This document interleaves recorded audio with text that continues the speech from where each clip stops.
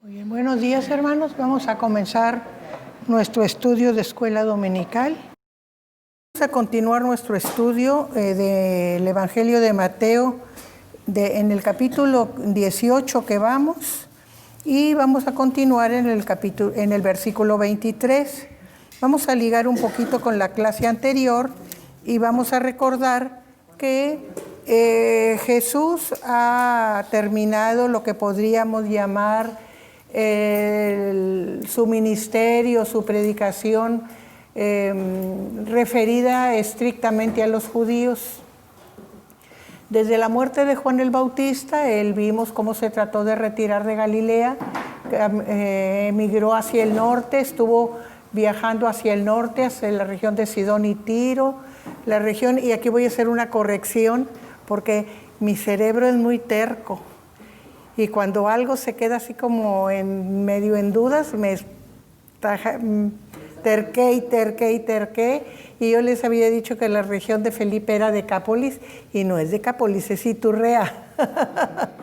Entonces, que es más al norte, Decápolis está más al este, ¿verdad? Entonces, en la región de Iturrea y había andado, y bajó hasta Capernaum, y luego vuelve a subir para regresar y a tomar el camino hacia Jerusalén. Recordemos que ya él sabe que llegó su tiempo y que tiene que ir a Jerusalén a ser sacrificado. Entonces, pero en lugar de irse por el lado occidental del Jordán, o sea, el lado de Galilea, agarra por el lado oriental. Pero en la Escritura nos dice que en la región de Judea, o sea, va bajando, pero no va por la tierra de samaritanos, va por el otro lado. ¿Y qué razón tenemos? Jesús había cambiado su ministerio, vamos a ponerlo entre comillas, ya no era exclusivamente para judíos, ya era más amplio, ya era pensando en el tiempo en que él se iba a retirar, que ya no iba a estar con ellos. ¿Y por qué? Porque él ya notó esa insistencia de los discípulos y Señor, y les dijo que se iba a ir, les dijo que iba a morir. ¿Quién va a mandar, Señor? ¿Quién va a ser importante? Entonces les está dando los principios con que se deben manejar cuando él no esté. Eso es muy importante que lo recordemos. Entonces vimos cómo les habló acerca de que el mayor es el que es más sencillo, el que es más obediente, el que es como un niño, el que deja toda su confianza en Dios. Y luego los motivos que iban a tener para equivocarse, el obrar, el caminar en malos pasos, el ver con miradas malévolas, ¿verdad? Todo eso les advirtió. Y luego lo importante que era el rescate, el preocuparse por los demás. No te quedes tan a gusto cuando tu hermano se pierde, y les relató la parábola de la oveja perdida, ¿verdad? Que el pastor tiene muchas, pero si se le pierde una, esa una es muy importante y se goza cuando la encuentra. Así también tú te debes de gozar cuando un hermano se ha extraviado y logras traerlo otra vez a la congregación, al redil, ¿verdad? Y también que cuando rescatamos a alguien, el perdón debe ser completo, ¿verdad? Y debes de hacerlo cuando hay ofensas, que perdonar, debes hacerlo de una manera pacífica, adecuada, tranquila, sin ofender. Háblale para que se corrija. No te hace caso, junta testigos que te oigan. No te hizo caso, dilo a la iglesia para que entre todos, a ver si logran rescatarlo. Si no lo logran así, bueno, déjalo, ¿verdad? Pero esa paciencia y ese amor para acercarlo sin reyerta, sin ofensa, sin rechazo, pero tú hiciste, ¿verdad? Que somos muy dados los humanos hasta recordando las faltas al hermano. Y luego se presenta Pedro, ¿verdad? Que se siente él muy muy magnánimo y dice, hasta 7 veces debo perdonar. Y Jesús le dice, hasta 70 veces 7. O sea, mucho. Siempre que alguien se arrepienta, perdónalo, ¿verdad? O sea, no hay límite para ello.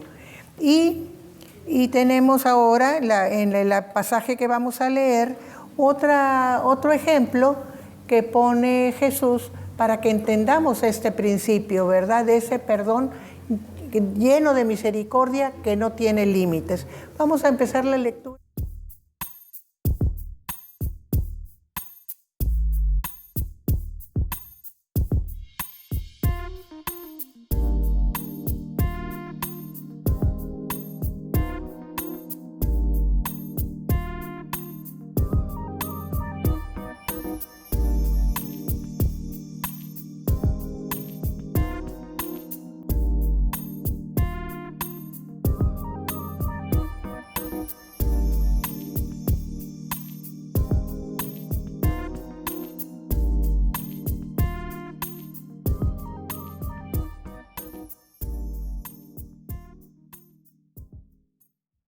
Aquí nosotros tenemos un ejemplo que Jesús trata de que entiendan sus discípulos acerca de la misericordia que tiene Dios para con nosotros.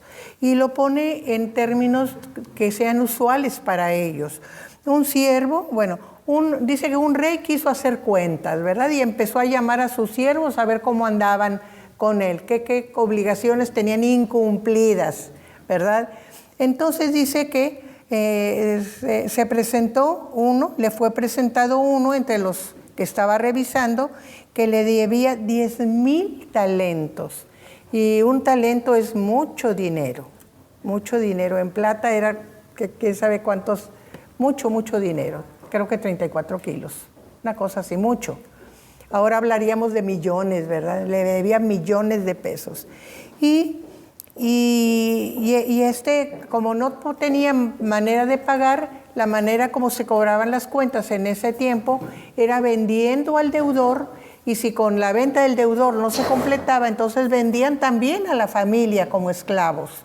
Entonces mandó el Señor que vendieran al siervo y a toda su familia como esclavos para que quedara saldada su deuda.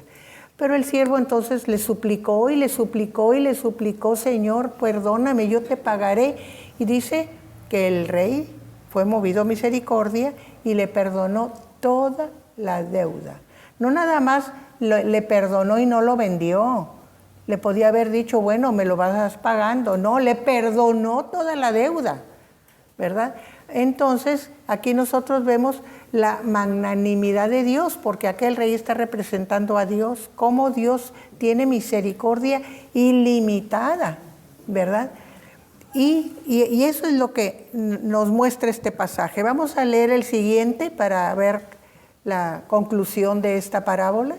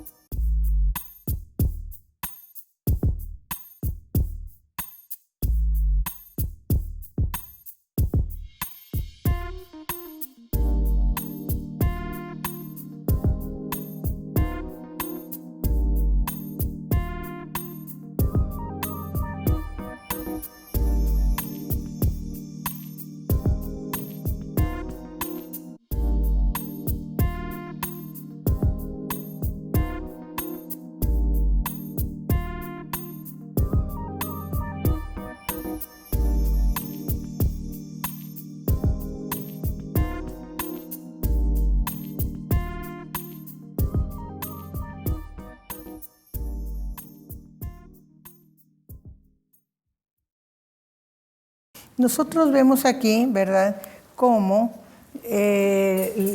nosotros como humanos a veces no respondemos al amor de Dios.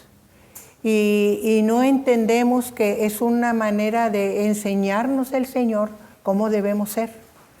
Si yo recibo misericordia, también debo de tener misericordia para con los demás. Pero a veces eso como que no nos cae el 20, ¿verdad? Entonces eso pasa con este siervo, ¿verdad? Que ya venía muy a gusto, muy descargado, ya no tenía pendiente de deuda ni nada, y se encuentra a otro pobre que le debía poquito, 100 denarios. Si comparamos un talento con un denario, pues es una diferencia muy, muy grande. Un denario era lo que se le pagaba a un jornalero al día, era muy poquito un denario, ¿verdad? Y le debía 100. El otro debía 10,000 talentos, ¿verdad? Pero con ese poquito lo encuentra y se enoja mucho porque no le ha pagado y dice que lo ahogaba, lo agarró del cuello y lo ahogaba, págame, págame, págame. Y el Señor le dijo, Señor, ten misericordia, espérame y te pago. Y no quiso. Y entonces no nada más no tuvo misericordia de él, bueno, está bien, tengo paciencia, sino que lo llevó al juez y lo echó a la cárcel. Y le dijo, hasta que no me pagues todo lo que me debes. Era muy difícil que le pagara. ¿Cómo le pagaba estando en la cárcel? ¿Verdad? Pero así se portó. Y los que vieron eso, ¿verdad? Fíjense que no dice se enojaron, no dice fueron corriendo con el chisme, no dice que se entristecieron. Porque dijeron, ¿cómo? ¿Cómo? Recibió tanta bendición y no es capaz de pasar esa bendición a otro, así en gotitas, ¿verdad? Y fueron y le dijeron al Señor, fíjate que a ese que le perdonaste tú tanto, no es capaz de perdonar a otros. Y esto nos enseña la diferencia que hay entre tantas ofensas que nosotros cometemos contra Dios. Las cometemos de palabra, las cometemos de pensamiento, las cometemos de sentimientos que a veces ni siquiera se transforman en pensamientos, y de obra, y a veces hasta de omisión, porque dice el Señor que el que sabe hacer el bien y no lo hace también le es pecado, ¿verdad? Entonces, tantas ofensas que hacemos para Dios, y siempre tenemos la seguridad de que si nos arrepentimos, Dios nos perdona. Comparémosla con una falta que cometa un hermano con nosotros. No me saludó. Entonces ya resentimiento fatal para toda la vida, ¿verdad? Ya no le vuelvo a hablar. Y sin pensar en lo que Dios nos perdona a nosotros, ¿verdad? Si tenemos buena relación con el Señor, es por su perdón de nuestras faltas. Esa reconciliación que se hace el Señor cuando nos arrepentimos y venimos a Él. Entonces es una manera de hacernos ver, ¿verdad?, cómo procedemos muchas veces los humanos. Entonces el Señor llamó al siervo y le dijo, siervo malo, te perdoné toda aquella deuda que tenías conmigo. ¿Y tú no pudiste perdonar una pequeña deuda? Entonces, ¿qué pasa? Se anula el perdón, se anula. Pero fíjense que, sin embargo, hay misericordia, porque no lo vendió, nada más lo echó en la cárcel, y la familia no la tocó.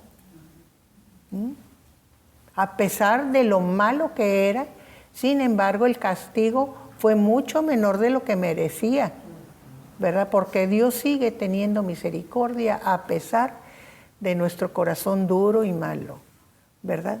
Pero, sin embargo, esto nos enseña que necesitamos aprender de lo que el Señor nos enseña, aprender las reglas del reino, aprender que, como enseñó en el principio allá cuando vimos las bienaventuranzas, que el que hace misericordia recibirá misericordia, ¿verdad?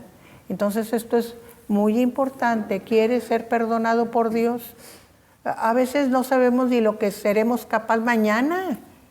Pero, ay no, si yo siempre me porto muy bien, yo siempre estoy bien con el Señor, no sabes cuándo vas a dar un resbalón, ¿verdad? Dice por ahí la Escritura de que gracias Señor porque cuando resbalé tú me rescataste, ¿verdad? Entonces, tener siempre presente eso, ¿verdad? De que necesitamos de la gracia y la misericordia del Señor en todo momento. Entonces, por eso termina diciendo el pasaje, así también hará mi Padre Celestial con vosotros si no perdonáis de todo corazón a cada uno de sus hermanos sus ofensas. Es muy importante. Y fíjense que el perdón no es tan importante para el otro, sino para uno. Cuando uno no perdona, ese resentimiento, ese resquemor que queda va creciendo y va transformándose con el tiempo hasta que se convierte en amargura y para colmo a veces hasta en odio. Entonces más vale arreglar las cosas luego. Yo me acuerdo mucho de mi maestra de piano, era una hermosa mujer, Esther Sandoval. Y decía que una vez le pasó eso, de que en una reunión alguien no la saludó, era común saludarse, era una amiga, y le volteó la cara y no la saludó. Y dijo, ¿qué pasó? ¿Qué le hice? Pues no sé qué le hice, pero cuando la volvió a ver, fue derechito a saludarla. ¿Cómo estás? ¿Qué tal? ¿Cómo has estado? Y dice, desde ahí se acabó. Ya, le volvió a hablar y se arreglaron las cosas. ¿Qué sería lo que le incomodó? ¿Quién sabe? Pero ella puso el remedio de inmediato. Y eso es tener al Señor en su corazón. Ella no era cristiana, pero no se daba cuenta que su actitud era muy cristiana, muy cristiana. Ella en su clase decía, aquí no se habla de religión porque mis alumnos son de todo tipo. Entonces yo no ofendo a nadie, respeto a todos, pero en su manera de ser era muy cristiana, ¿verdad? Entonces, eso es lo que nos enseña en este pasaje. Con esto terminamos el capítulo 18. Nos había quedado ese pedacito sin ver.